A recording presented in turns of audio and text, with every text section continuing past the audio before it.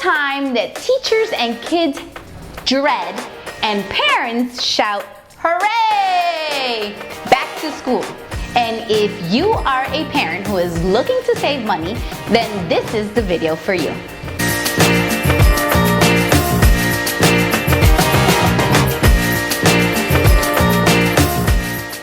Hey guys, and welcome back to Mommies of Jen. I'm Vanessa. And I'm Samantha.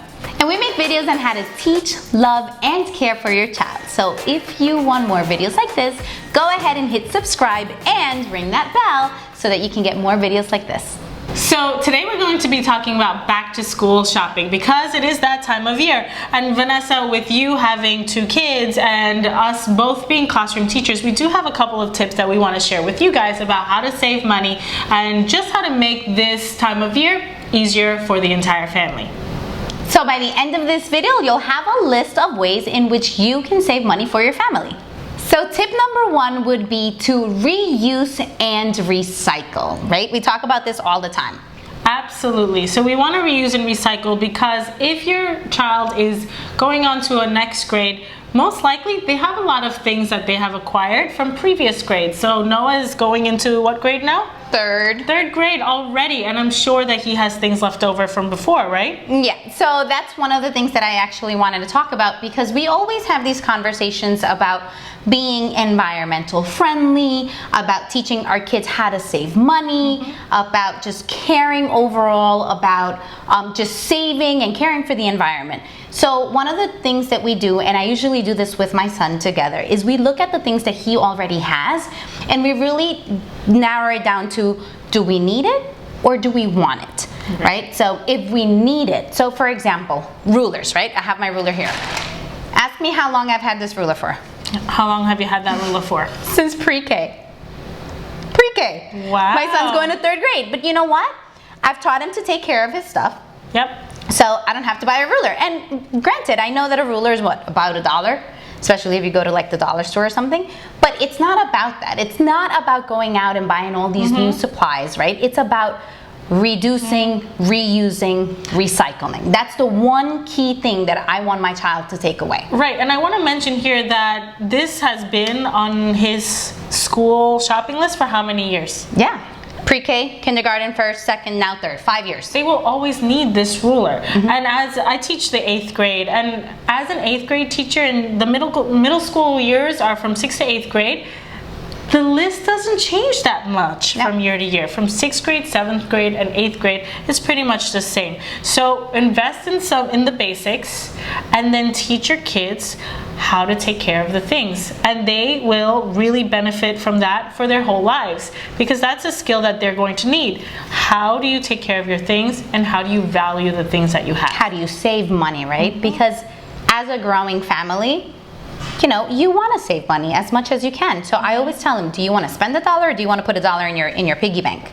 And he's always like, oh, I want to put $1 in my piggy bank. So definitely reduce, reuse, and recycle. Absolutely. Okay. On the longs of recycling, reducing, and reusing, I do the same with his book bag and his lunch bag.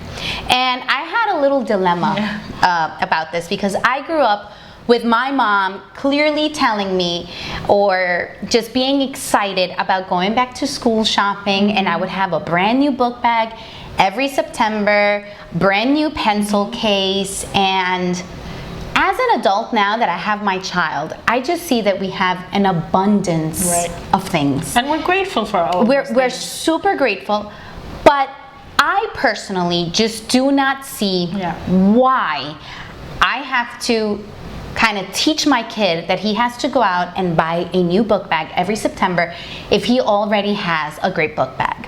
So I invested in a good book bag, and he has had that book bag since kindergarten. So he had it in kindergarten, 1st and 2nd.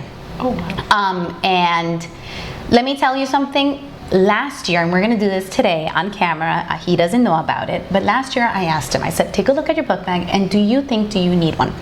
And he said, no, Mommy, this is a perfectly good book bag. And that made me feel so good, because those are the kind of lessons that I have been trying to teach my child, because we want to be environmental friendly, because we want to teach him about saving money. Right. And I want to mention here that Vanessa mentioned that it was a good quality book bag. So there are things that you should spend the extra penny for with that in mind. I want this to last. So you have to think about what's the quality of the book bag that I'm buying if I want it to last, and also stylistically, right? Because is he going to outgrow something from kindergarten as far as like style or pattern? Buy something that he can grow into, right? Yeah, and kids get attached to their things. Yeah. Like, he loves his book bag. So, but one of the things that I told my husband this year was, if he decides that he wants a new book bag, this time I am going to completely understand it, because he's had it for a few years.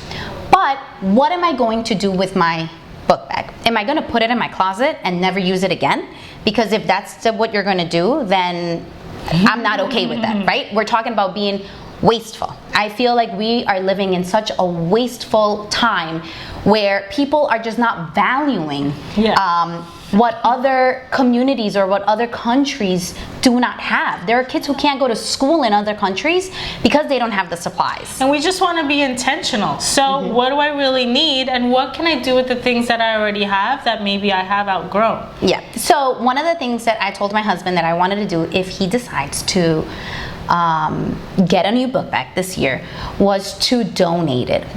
We'll show you the book bag in a minute. It's in perfect condition. All it needs is to throw it in the wash, and that is it.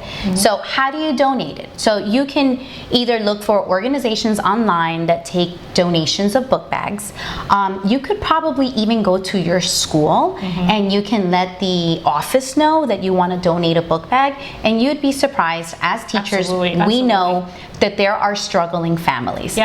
So we want to donate it, and if you want to even include some supplies in there, some books, some pencils, some rulers, anything that goes in there, that would be a beautiful way to kind of just teach your child, okay, we're going to get something new, but what purpose can I find for this book bag that we're leaving behind that is in great condition? And Vanessa, you could do that with Noah, right? You could fill that. Oh no, that would be, yes, absolutely. That's an entire activity that you can do together. And that's a conversation. That's an important conversation to have. I tell him all the time, you know, when my parents came here, we came here for better opportunities.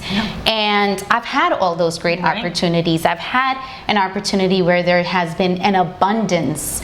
And I get a little emotional about it, because I know that there are people back in our countries that don't have, even within our own families. Within our own country, within our own school. And oh, absolutely. I mean, a conversation that I had at the end of the school year was looking at the list of how many students in the middle school that I work at, how many of them are in transitional housing. They don't have homes to live in. So that's something that we want to be really grateful for, the things we have, and think about others, and think about how we can always be charitable and give back to the community. Another way that we reuse or reduce is we take a look at the items that we already have. So they're asking me for 36 pencils, and currently in my household I have about 70 of them. How? Because I get them in goodie bags, because I have extra pencils laying around. I don't know how I ended up with over 70 pencils. I am going to take my best pencils and I am going to make a group of 36, because I do not see why I have to go out and get more pencils again when I can put the value of that into a piggy bank. Right. Okay, so that brings us to tip number 2, which is to swap. So we have a couple of ideas here, but we mentioned before that Vanessa has a great book bag that Noah may or may not, we're going to test it on camera, want to retire from and finally decide for a new one, but it's in perfectly good shape. So one option is to donate, but if you don't want to do that, another idea is to swap. So maybe you have maybe Noah has a lot of cousins I know that are also school age, but you also have maybe friends in a carpool, or just friends around that may have the same school age children. Swap the things that you have. Now we're not talking about crayons here. We're talking about things like book bags, like pencil cases, like lunch bags, things that are for everyday use, that are still in perfectly good condition, and that someone else may be really excited to get. All right, guys, so now when it comes to shopping, now you're out shopping, the number one thing to do is to start early. Here in New York, we're still about 5 weeks away from the beginning of the school year, so you want to start now and you want to shop little by little. Why? Because this is going to give you a chance to look for the better deals. You can ask yourself, what are some of the things that I can get, for example, in the dollar store versus going to all the big stores like Staples or Target or Walmart. You want to be able to just look for the better deal. You can start doing that online, and you can also price match. Right. So you're going to be, and don't assume that the dollar store will have the better deals, because those big stores will have sometimes 60% off of things. You can get notebooks for pennies to the dollar, but it is that extra step will save you a lot. So do your research, do it online, and use that tip to price match. So that's one major tip. So another way to save money is to buy in bulk. And again, if you have maybe a large family like I do, a lot of the times what we do is we buy in bulk, right? Because a lot of the school age kids just have the same supplies, composition notebooks, the glue sticks, and all of these things. So you buy in bulk and then you divide it by 2 or by 3, depending on how many items you're getting and how many families you're sharing that bill with. Yeah, and if you're a smaller family like me, what you can do with that extra is you could either save it for the next year, or you can divide it with another friend that may be shopping for their child as well. Yep, like a classmate or something. So the next tip is to use apps. So my favorite app right now is, it used to be called Ebates. I believe now it's Rakuten. I will link it below. So Rakuten is awesome. It's basically it's an Ebates, a cashback app. So what you do is you download the app on your phone,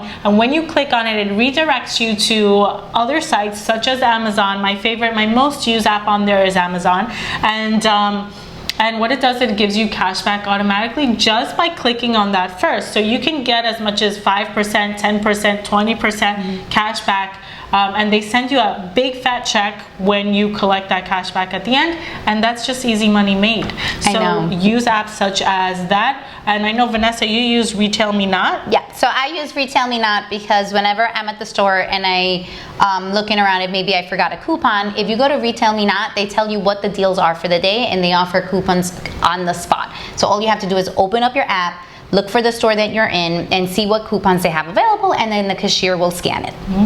So our next tip is to use apps such as the Amazon app or the Shop Savvy app to price check on the spot. So they both have barcode scanners that if you're shopping around, like let's say you're at Staples or at an Office Max and you see a 3-ring binder for $7, you can take that app out and you can scan that barcode, and it'll search for that item online while you're still in the store, and you can see, hey, it's more expensive or less expensive. And if it's less expensive online, you have 2 choices. You can either then order online and get it shipped to your house, or you can just go to the register and say, hey, I found this cheaper online, and they'll price match you. So definitely take advantage of those apps to price match, or I'm sorry, to definitely take advantage of those 2 apps to check for prices while you're on the go. Yep, because as families, we know that one of the most important things to do is to save money. So this is why we're giving you all of these amazing tips. Noah, can you come downstairs for a second, honey? I love that he calls you Senora.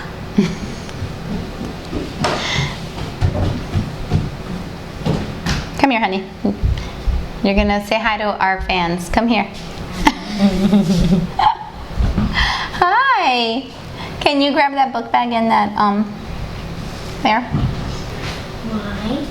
So I want to ask you a very honest question, and I want you to give me a very honest answer. Okay? I want you to tell me if you think that you need a new book bag. You don't need a new book bag? Not ripped or anything. It's not ripped or anything. Would you like a new book bag, or do you think that you want to reuse this? Reuse it. Good. And what about this? Do you think you need a new lunch bag? Completely new. It's completely new. All right, honey. Thank you. Yay! Those are the things that I've been trying to teach my kid. Oh, and we have another one. Another one. Hi, Jade. So those are the kind of things that we've been trying to teach my kids, right? About reducing, reusing, and recycling, just because of the purpose of saving our environment and saving money. Those are the two main lessons that I am constantly reinforcing to my children. And, you know, I guess he chose right. So if he wanted one, I would go ahead and buy it because I understand that he may want one. But I mean, if you look at it, Sam, I mean, it's a perfectly good book bag. And it's not about me not wanting to buy one for him. It's about the lessons behind it. Yep. So there you have it. Please comment below. Let us know how you save money for your family, which of these tips you're going to use. And don't forget to subscribe and ring that bell so that you can get more videos like this. We'll see you next time.